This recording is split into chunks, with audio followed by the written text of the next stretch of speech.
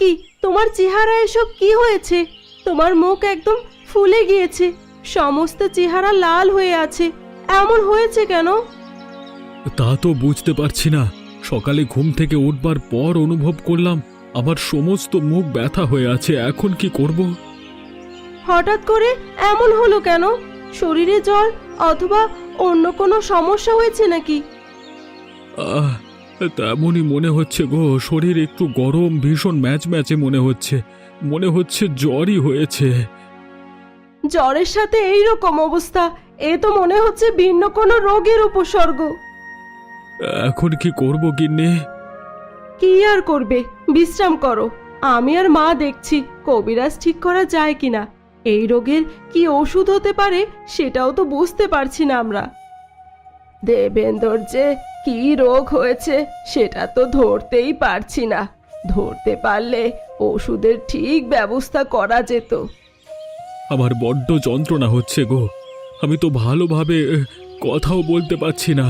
কথা বলতে গেলেও সমস্ত মুখমণ্ডল কেমন ব্যথায় শেষ হয়ে যাচ্ছে। তোকে আর এখন কথা বলতে হবে না, যা গিয়ে শুয়ে থাক, আমরা দেখছি কি করা যায়। আর এই অবস্থায় বাইরে একদম বের হয়েও না। গ্রামবাসীরা যদি জানতে পারে তাহলে আমাদের ভুল বুঝে এক ঘরে করে দেবে। ঠিক আছে, ঠিক আছে, তাই হবে।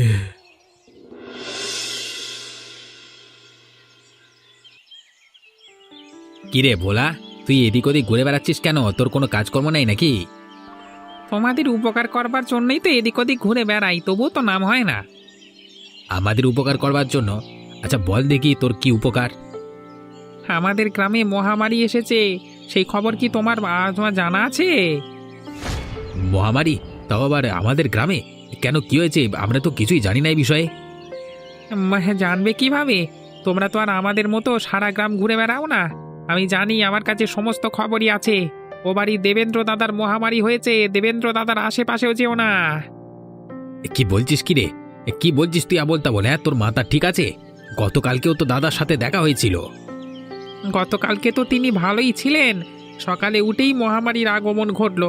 আমি মাত্র দেখে এলাম, আমার কথা বিশ্বাস না হলে নিচে গিয়ে দেখে নাও। তাহলে তো ব্যাপারটা একটু খতিয়ে দেখতে হয়। খতিয়ে দেখতে গিয়ে আবার নিজের সর্বনাশ করো না, তারপর দেখবে মহামারী তোমারও হয়ে গেছে যত সব। এটা তুই ঠিক বলেছিস। গ্রামবাসীদের এখন দেবেন্দ্র দাদার থেকে দূরে থাকাই দরকার। তুই বরং সমস্ত গ্রামবাসীদের বলে দে কেউ যেন দাদার বাড়ির আশেপাশেও না যায়। হ্যাঁ, আমি সেই চিন্তাই করছি। সমস্ত গ্রামবাসীদেরকে জানাতে হবে, নাহলে পুরো গ্রামে এই রোগ ছড়িয়ে যাবে। আর তোমরা সাবধানে থেকো, ও বাড়ির আশেপাশেও তোমরা আর কেউ যাবে না। হ্যাঁ ঠিক আছে, তাহলে তাড়াতাড়ি এখন বাড়িতে চলে যাই। আর মোড়ল মশাইকে বলবি সে যেন দেবেন্দ্র দাদাকে এক ঘরে করে দেয়। যতদিন না পর্যন্ত এই মহামারী শেষ না হচ্ছে ততদিন পর্যন্ত দেবেন্দ্র দাদার বাড়ির কেউ বের হতে পারবে না। ঠিক আছে।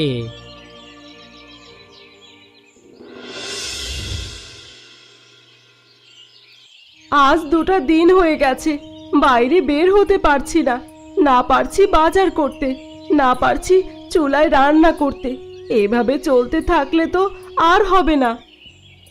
আমার কারণেই তোমাদের এই ভোগান্তি পোহাতে হচ্ছে। কেন যে আমার এ রোগটা এলো কে জানে। এ রোগ ছোঁয়াছে কিনা সেটাও তো বুঝতে পারছি না। গ্রামবাসীরা শুধু বিনা কারণে তোমার এই রোগকে ছোঁয়াচে বলছে। যদি ছোঁয়াচে হতো তাহলে এতদিনে আমার এবং মায়ের একই রোগ হতো। এটা গ্রামবাসীরা বুঝতে পারে না। বুঝবে কিভাবে? তারা একটা জিনিস দেখেছে, গুজব ছড়িয়ে পড়েছে, এখন সেটা নিয়েই লাফালাফি করছে। ছোঁয়াচে হলে এটা বুঝতে পারছে না আমার এই রোগ কোত্থেকে এলো, কার কাছ থেকেই বা এলো। থাক, কয়েকটা দিনেরই তো ব্যাপার, একটু সহ্য করে নাও। রোগটা তাড়াতাড়ি সেরে গেলে আবার সমস্ত পরিস্থিতি ঠিক হয়ে যাবে।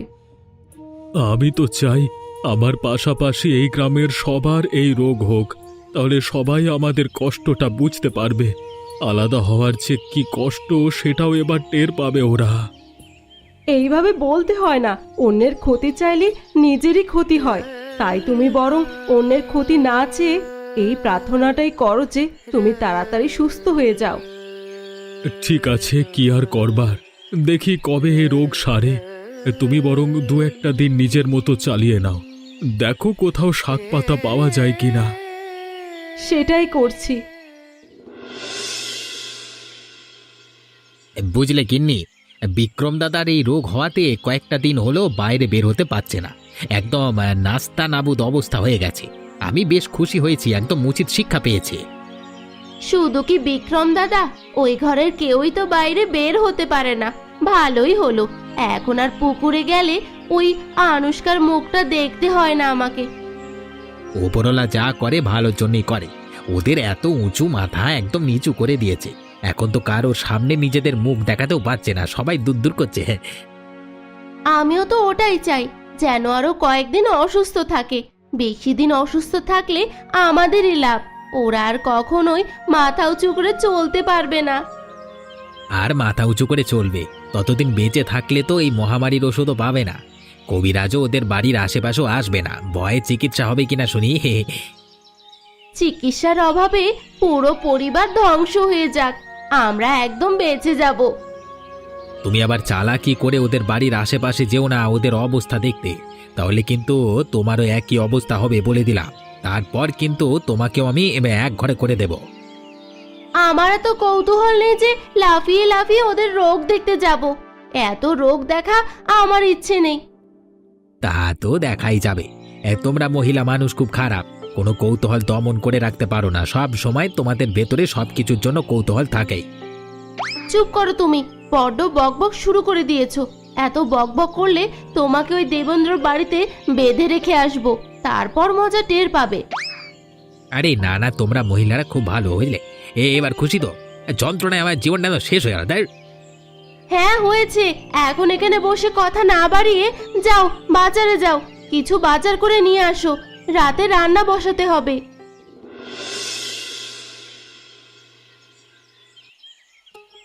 তোমাকে কতবার বলেছি বাড়ির বাইরে এই সময় যাবে না, গ্রামের অবস্থা ভালো নয়। তবুও তুমি আমার কথা শুনলে না। নিশ্চয়ই তুমি দেবেন্দ্র দাদার বাড়ির আশেপাশে গেছিলে ওদের পরিস্থিতি দেখতে, সেই কারণেই তোমার আজকে এই অবস্থা। চুপ করবে তুমি? আমি ওই বাড়ির আশেপাশেও যাইনি, এই বাড়ি থেকেও বের হইনি। হঠাৎ করে দেখি আমার এই অবস্থা হয়ে গেছে। এখন এখানে আমার দোষ কি তুমি বলো? তাহলে কি রোগ বাতাসে উড়ে উড়ে চলে এসেছে? এটা কি ছোঁয়াচে রোগ নয়, এটা কি বাতাসে ভেসে বেড়ানো রোগ নাকি? আমি তোকে বলে রাখলাম, তোমার জন্য আমিও এই রোগে আক্রান্ত হতে পারবো না। তোমাকে আমি এই বাড়িতে রাখবোই না। কি বললে? তুমি আমাকে এই বাড়িতে রাখবে না? তুমি যদি আমাকে এই বাড়িতে না রাখো তাহলে আমি কোথায় যাব? বাবার বাড়িতে কি উঠবো নাকি? দরকার পড়লে সেটাই করব। কোনো ভালো কিছু হলেই তো বাবার বাড়িতে দৌড়ে যাও, এখন যেতে পারছো না। আমি এখন কোনোভাবেই বাবার বাড়িতে যেতে পারবো না। আমার অসুখ হয়েছে, তুমি আমার সেবা যত্ন করবে, এটাই আমার শেষ কথা। তুমি বুঝতে পারছো না তোমার এই অবস্থায় আমি তোমার সেবা করব কিভাবে? তাহলে তো আমিও একই রোগে আক্রান্ত হয়ে যাব।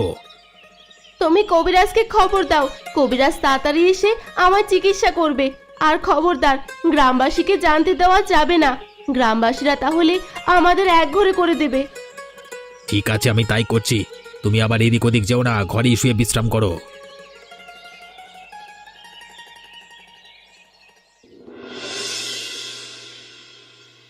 কি হে বিক্রম, শুনলাম তোমার বউ নাকি অসুস্থ হয়ে পড়েছে। দেবেন্দ্রর যে অসুখ হয়েছে তোমার বউয়েরও নাকি একই অসুখ হয়েছে। আরে না বাবু, এমন কোনো অসুখ হয়নি। আমার বইয়ের সাধারণ জ্বর হয়েছে। আপনাকে খবরটা কে দিল? আমার সঙ্গে চালাকি করছো? সমস্ত গ্রাম তোমার বউয়ের অসুখের ব্যাপারে জানে, আর তুমি আমার কাছে কেন মিথ্যে কথা বলছো? আমি যাচাই বাছাই না করে এখানে আসিনি। আমি সত্যি বলছি বাবু, আপনার যদি বিশ্বাস না হয় ঘরে এসেই দেখতে পারেন। তুমি কি পাগল হয়ে গেছো? আমি এই পরিস্থিতিতে তোমাদের ঘরে যাব কিভাবে? তারপর আমারও ওই একই মহামারী রোগে ধরবে। এত তাড়াতাড়ি আমার মরবার শখ নেই। তাহলে বিশ্বাস করুন বাবু, আমি সত্যি কথা বলছি। আমার বইয়ের সাধারণ জ্বর হয়েছে। এই তো আমি মাত্র কবিরাজের কাছ থেকে এসেছি। ওরকম মিছে কথায় ছিঁড়ে ভিজবে না। গ্রামবাসীরা সবাই মিলে সিদ্ধান্ত নিয়েছে তোমাদেরকেও আলাদা করে দেওয়া হবে। আজকে থেকে তোমরাও বাড়ির বাইরে বের হতে পারবে না যতদিন পর্যন্ত তোমার বউয়ের এই রোগ না সারছে। দয়া করুন বাবু, আমরা যদি বাড়ি থেকে বের না হতে পারি তাহলে আমরা বাজার করব কিভাবে, কাজ করবই বা কিভাবে, আর খাবই বা কিভাবে? সেটা তোমার দেখবার বিষয়, আমাদের তো দেখার বিষয় নয়। তোমাদের জন্য তো সমস্ত গ্রামবাসীদেরকে আমি বিপদে ফেলতে পারবো না। তাছাড়া দেবেন্দ্রর সময়ও একই সিদ্ধান্ত নেওয়া হয়েছে, তাহলে তোমাদেরকে ছাড়বো কিভাবে? ঠিক আছে বাবু, আমরা আপনার সিদ্ধান্ত মেনে নিচ্ছি। মনে রাখবে যেন তোমাদের বাড়ির বাইরে না দেখি।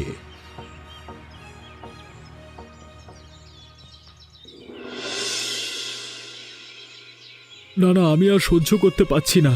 দিন দিন আমি অসুস্থ হয়ে পড়ছি। এবার বুঝি আমি আর বেঁচে থাকতে পারবো না মা। এবার আমাকে যেতেই হবে।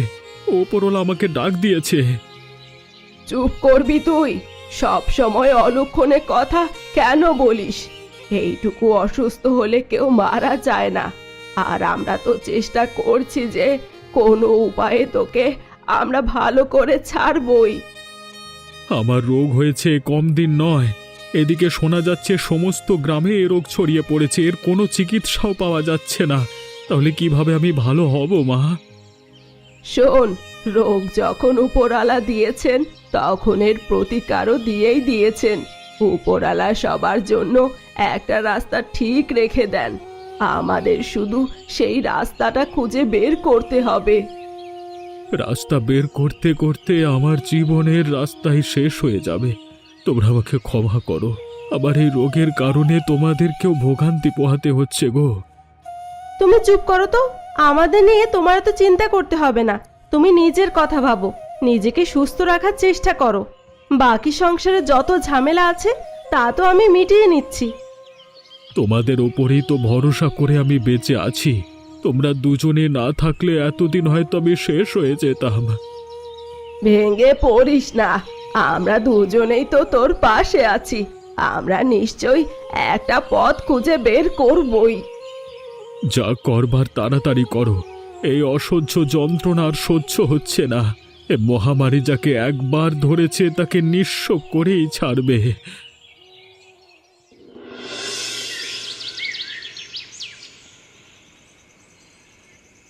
ও মা, আমরা কোনো কিছুতেই তো কোনো উপায় খুঁজে বের করতে পারছি না। এবার তাহলে আমরা কি করব? হাল ছেড়ে দেব? বুঝতে পারছি না তো। আপনাদের আগের দিনে যখন এমন ধরনের রোগ হতো তখন তো কোনো কবিরাজি ছিল না, তাই না? তখন তো আমরা গাছের লতা পাতা বেটে সেইগুলো দিয়েই ওষুধ বানাতাম। সেইগুলোতেই আমাদের রোগ সেরে যেত। তাই নাকি? তাহলে একবার মনে করে দেখুন তো মা, আপনার ছেলে যে রোগ হয়েছে তাতে কোন লতা পাতা কাজে লাগবে?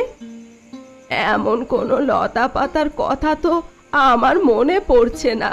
তবে ওর যেহেতু জ্বর হয়েছে, সাথে চেহারার এত পরিবর্তন, তাতে মনে হয় কয়টি লতা পাতাই লাগবে। তাহলে আর দেরি কেন? আপনি বলুন কি লতা পাতা প্রয়োজন।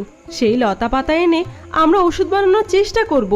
কাজে লাগলে তো লাগবে, না হলে তো নয়। এইগুলো কি ঠিক হবে?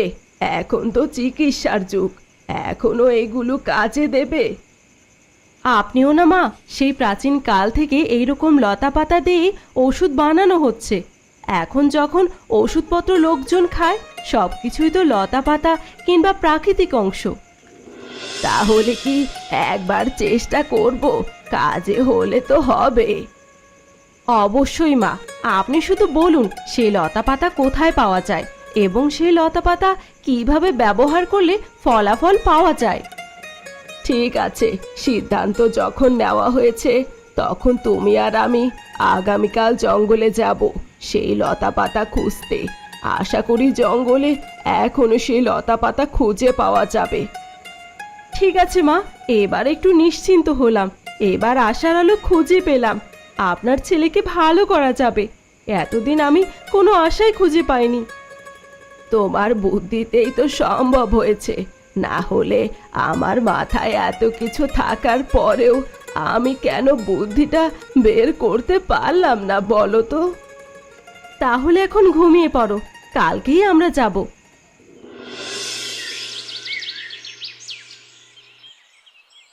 মা, সেই সকাল থেকেই দেখছি তোমরা এটা সেটা করে বেড়াচ্ছ।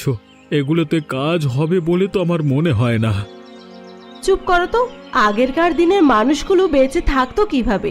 এই লতাপাতা ব্যবহার করেই তো আগেরকার দিনের মানুষগুলো বেঁচে থাকতো।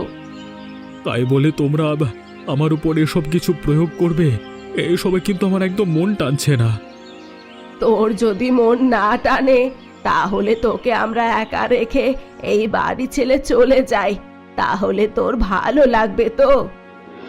আরে আরে তোমরা আবার বাড়ি ছেড়ে কোথায় যাবে? তোমরা যেও না। তোমরা গেলে আমার কি হবে? আমার সেবা কে করবে? সেবা নিয়ে যখন এতই চিন্তা তাহলে আমাদের ভালোভাবে সেবা করতে দে। এত কথা বলছিস কেন? এই লতা পাতা খেয়ে তো আর তুই মরে যাবি না, তাই না? আপনি ওর কথা ছেড়ে দিন তো। তার মাথায় তো কোনো বুদ্ধি নেই। আমরা এত কষ্ট করে ওষুধের জোগাড় করেছি আর ও সেটা অবহেলা করছে। ঠিক আছে বাবা, আমার অনেক বড় ভুল হয়ে গেছে তোমাদেরকে বারণ করে। তোমাদের যা খুশি তোমরা করো। লতা পাতার সাথে পারলে আমাকে গোবরও খাওয়াও, ভালো হবে। তুই এখান থেকে এখন না গেলে তোকে আমি সেটাই খাওয়াবো। ঠিক আছে, আমি যাচ্ছি। ওষুধ বানানোর পর আমাকে ডাক দাও, আমি এসে খেয়ে তোমাদেরকে উদ্ধার করে যাব। ঠিক আছে ঠিক আছে, তুমি যাও। তোমাকে এখানে কেউ দাঁড়িয়ে থাকতে বলেনি। তুমি আমার বাড়ির সামনে কি করছো? তুমি তাড়াতাড়ি এখান থেকে চলে যাও। তোমাকে না বলেছি আলাদা থাকতে, বাড়ি থেকে বের না হতে? তবু তুমি আমার আদেশ অমান্য করে আমার বাড়ির সামনে এসে দাঁড়িয়ে আছো। বাবু, আমি তো আর এমনি এমনি এখানে আসিনি। আমি এসেছি একটা কাজে। দয়া করে আমার একটু কথা শুনুন। না না না না না, আমার কোনো সাহায্য তোমাকে করতে হবে না। তুমি ভালোই ভালো এখান থেকে কেটে পড়ো। আগে আমার কথাটা তো শুনুন। আপনি তো জানেন যে গ্রামের সবার মাঝে এই রোগটা ছড়িয়ে পড়েছে। আমরা এই রোগের একটা ওষুধ খুঁজে পেয়েছি। এই ওষুধ সবাইকে দিলে সবাই ভালো হয়ে যাবে। আমি তোমার কোনো কথাই বিশ্বাস করি না। আগে তুমি নিজে ভালো হও, তারপর তুমি আমার কাছে এসো। এখন এখান থেকে যাও, না জানি আবার কখন রোগটা আমার শরীরে ছড়িয়ে পড়বে। আপনি আমার কথা একটু বিশ্বাস করুন। ওসব লতা পাতায় কোনো কাজ হয় না। এসব মহামারী বোঝই তো, একবার এলে পুরো গ্রাম ধ্বংস হয়ে যায়। আপনি আগে ওষুধটা সবার মাঝে বিলি করে দেন, তারপর দেখুন মানুষ ভালো হয় কিনা। আরে বললাম তো তোমার এসব লতা পাতা আমার আর কোনো কিছু বিশ্বাস করি না। এখান থেকে যাও তো তাড়াতাড়ি। তোমাকে দেখতেই তো কেমন যেন ভয় লাগছে, আমার বড্ড ভয় লাগছে বাবু। যাও যাও যাও, যাও এখান থেকে যাও, শালা ভূত। ঠিক আছে, কি আর করার, আমি চলেই যাচ্ছি। তবে একবার ভেবে দেখতে পারেন, যদি প্রয়োজন হয় আমাকে বলবেন। কোনোদিন প্রয়োজন হবে না, এখন তুমি এখান থেকে যাও।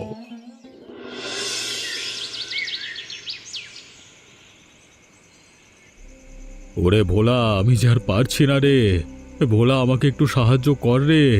এখন তো বেঁচে থাকতেও কষ্ট হচ্ছে রে ভোলা। আপনি এত কথা বলবেন না তো বাবু।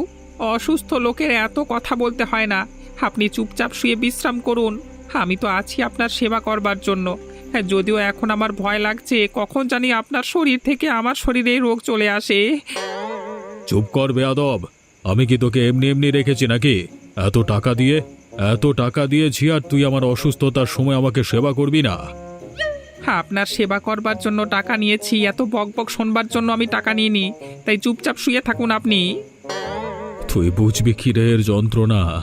যদি তোর নিজেরও হতো তাহলে তুই বুঝতে পারতিস। আমি নিশ্চিত ওই দেবেন্দ্র আমার বাড়িতে আসবার কারণে আমার এ রোগ হয়েছে। আমি ওই দেবেন্দ্রকে ছাড়বো না। ছাড়াছাড়ির কথা আপনি আগে বাদ দিন। আগে আপনি সুস্থ হয়ে উঠুন। আপনি অসুস্থ, দেবেন্দ্র অসুস্থ। কে কখন মরে যায় তা তো আর বলা যায় না। তুই কি কোনোভাবে আমার মৃত্যু কামনা করছিস? আমি সুস্থ হলে আগে তোকে দেখে নেব, তোকে আমি চাকরিচ্যুত করব। তাহলে এখন আমি চলে যাচ্ছি। আপনার সেবা করে আমার কোনো লাভ নেই। আরে রেগে যাচ্ছিস কেন? আমি তো তোর সাথে মজা করেছি। আমি কি একটু মজাও করতে পারবো না?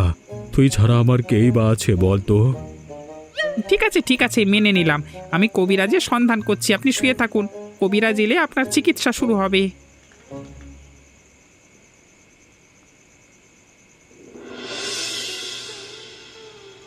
ও মা, তোমার ওষুধ খেয়ে তো আগের থেকে ভালো বোধ হচ্ছে।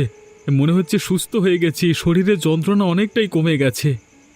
দেখেছিস, আমি বলেছিলাম না এই ওষুধটা কাজ করবে।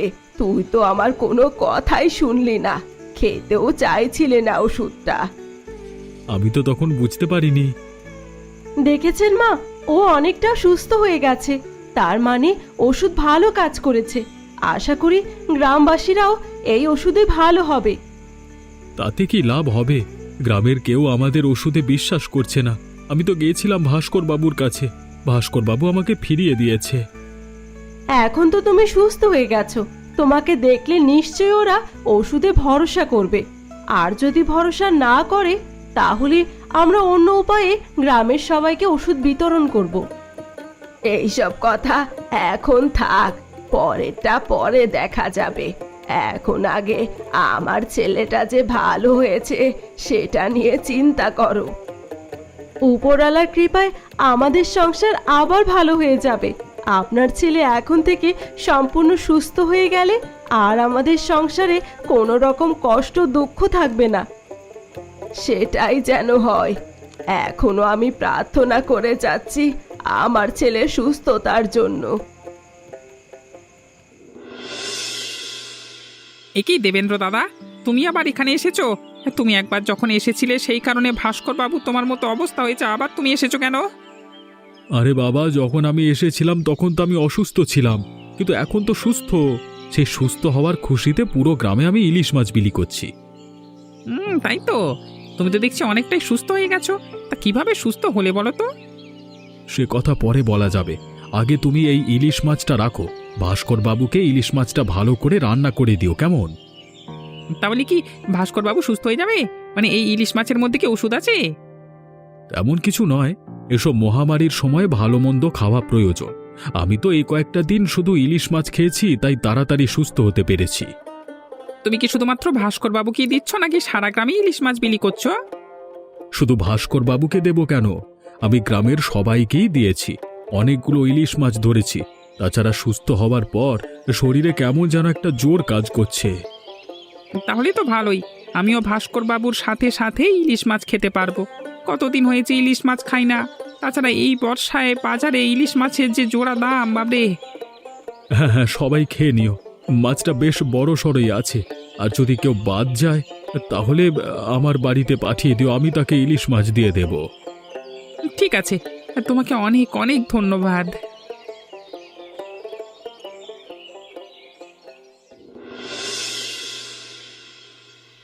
ব্যাপারটা কি হলো বলো তো? এতদিন ধরে তুমি অসুস্থ ছিলে, কোনো ওষুধপত্র খুঁজে পেলাম না। আমরা আজকে কিনা দেবেন্দ্র দাদা দেওয়া ইলিশ মাছ খেয়ে সুস্থ হয়ে গেলে, মানে ব্যাপারটা কেমন সন্দেহজনক নয়? আমিও তো তোমাকে একই কথা বলবো বলে ভাবছিলাম। তবে ইলিশ মাছ খেয়ে যে এই মহামারী যাবে এটা তো কোনো জাদুর ইলিশ নয়, তাই না? লোকমুখে শুনেছি দাদাই নাকি আগে সুস্থ হয়েছিল। তাছাড়া তারা নাকি কোনো ওষুধ আবিষ্কার করেছিল, সেই ওষুধ দিয়ে ভাস্কর বাবুর কাছে গেলে তিনি ফিরিয়ে দিয়েছিলেন।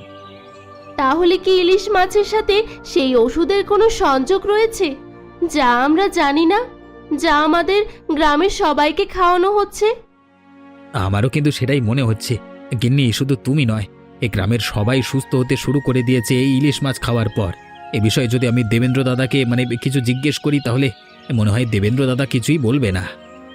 ঠিকই বলেছ, দেবেন্দ্র দাদা চাইলে এই ওষুধ নিজেই খেয়ে ফেলতে পারতো, কারণ সমস্ত গ্রামবাসী তাকে একঘরে করে দিয়েছে। আমরা তাদের ভালো চাইনি, এটা জানার পরেও আমাদের ইলিশ মাছ দিয়ে ভুলিয়েছে।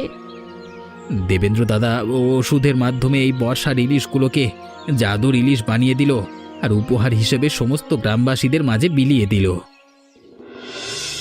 আপনারা সবাই মিলে আমার বাড়িতে এসেছেন কেন? আমি তো কিছু করিনি। ইলিশ মাছ খাওয়ার পর কি আপনাদের কোনো সমস্যা হয়েছে? আরে না না, কিসের সমস্যা হবে? সেই ইলিশ মাছ সমস্ত গ্রামবাসী খাওয়ার পর সবাই ভালো হয়ে গেছে। আমরা তো তোমার কাছে ক্ষমা চাইতে এবং ধন্যবাদ দিতে এসেছি। কি বলছেন কি বাবু? সত্যি কথা বলছেন? আপনি কি বলতে চান? হ্যাঁ, গ্রামবাসীরা সবাই ভালো হয়ে গেছে ইলিশ মাছ খেয়ে?